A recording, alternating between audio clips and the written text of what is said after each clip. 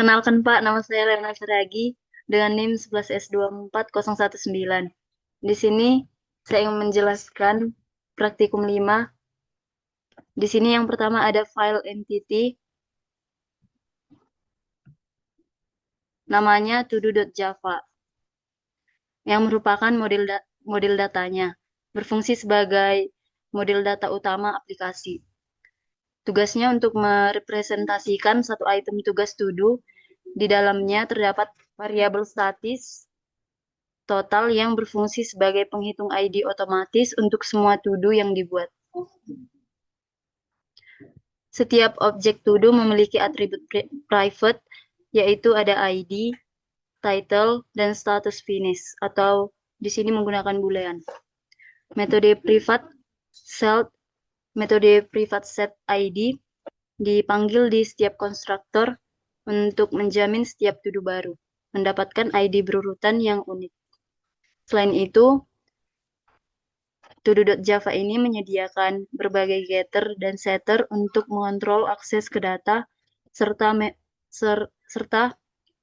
untuk metode toString yang di-override untuk memberikan representasi data yang terformat rapi, yang ada ID, judul, dan status selesai atau belum selesai saat ditampilkan di konsol. Yang kedua, di sini ada file repositorinya. Ada todo repository.java yang merupakan kontrak data, dan di sini todo repository ini merupakan sebuah interface yang mendefinisikan kontrak untuk semua operasi yang berhubungan dengan data. Todo repository ini menetapkan operasi standar, yaitu create, read, update, dan delete yang wajib diimplementasikan oleh kelas repository, seperti repo get all to do untuk mengambil semua data, lalu ada repo add to do untuk menambah data baru, selanjutnya ada repo remove to do untuk menghapus, dan remo update to do untuk memperbarui. Dan juga bisa mencakup operasi spesifik seperti repo search to do dan repo sort to do, yang memastikan konsistensi dalam cara lapisan service berinteraksi dengan penyimpanan data, terlepas dari implementasi di baliknya. Selanjutnya ada file repository. Di sini ada todo repository lmpl.java, yaitu implementasi penyimpanan data. Di sini kelas yang mengimplementasikan kontrak todo repository, yang merupakan tempat data disimpan,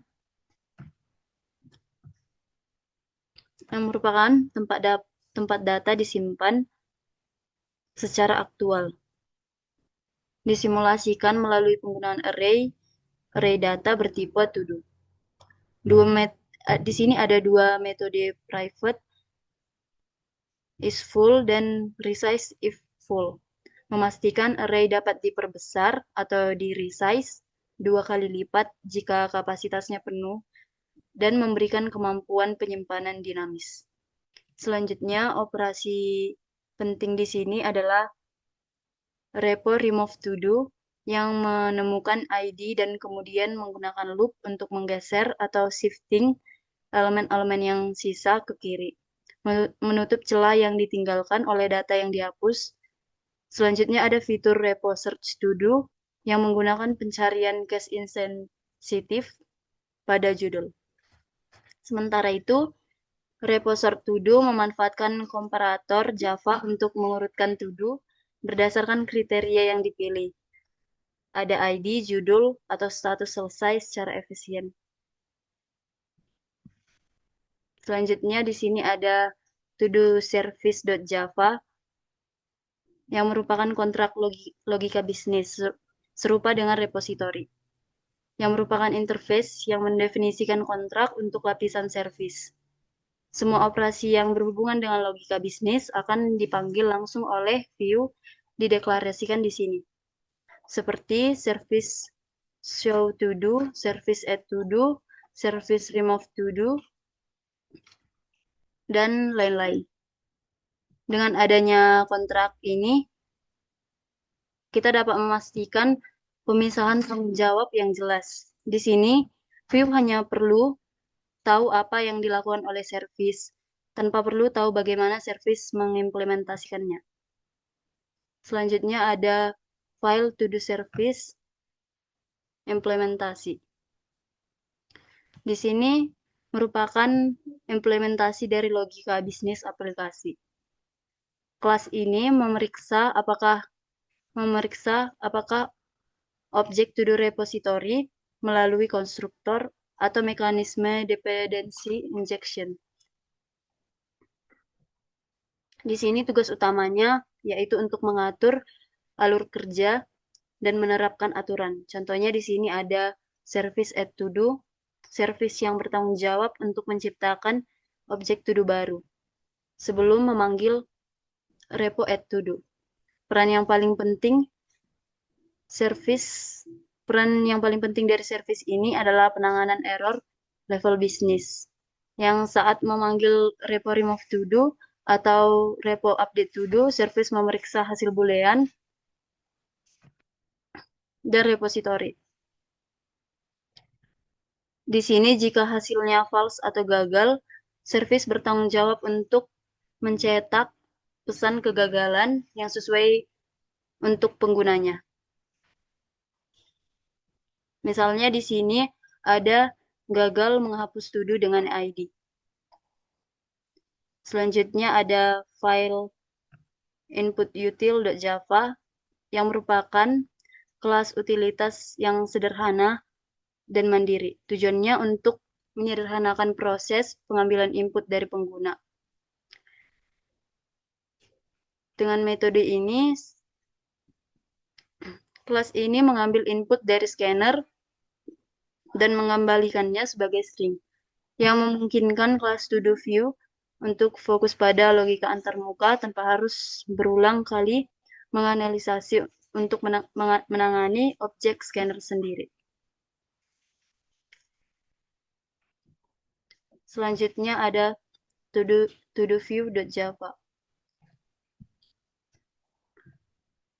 To-do-view.java ini merupakan lapisan presentasinya yang bertanggung jawab atas semua interaksi dengan pengguna.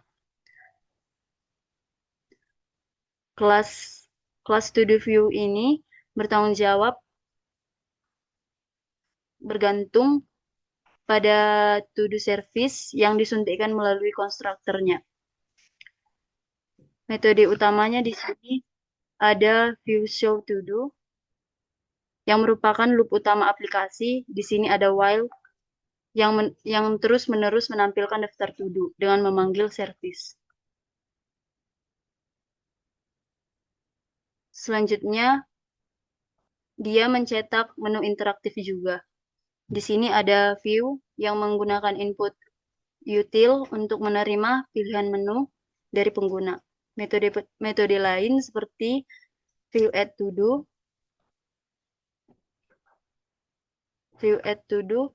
lalu view remove to do, yang bertugas untuk mengumpulkan semua input yang diperlukan dari pengguna melalui validasi dasar seperti memastikan input ID adalah angka atau menangani input X untuk membatalkan. Dan kemudian mendelegasikan tugas pemrosesan ke lapisan servisnya. Selanjutnya di sini ada app.java yang merupakan pelepasan aplikasinya. App.java ini merupakan kelas utama yang berfungsi untuk titik masuknya atau entry point. Di dalam metode main, proses pengaturan awal terjadi di repositorinya. Repositori diinisialisasi, kemudian disuntikan ke service. Dan pada service ini disuntikan ke view, dan proses ini yang dikenal sebagai wiring, yang menjamin semua komponen terhubung dengan benar. Setelah semua komponen siap, aplikasi diluncurkan dengan memanggil todo_view.viewShowTodo yang memulai antar muka pengguna dan loop utama aplikasi.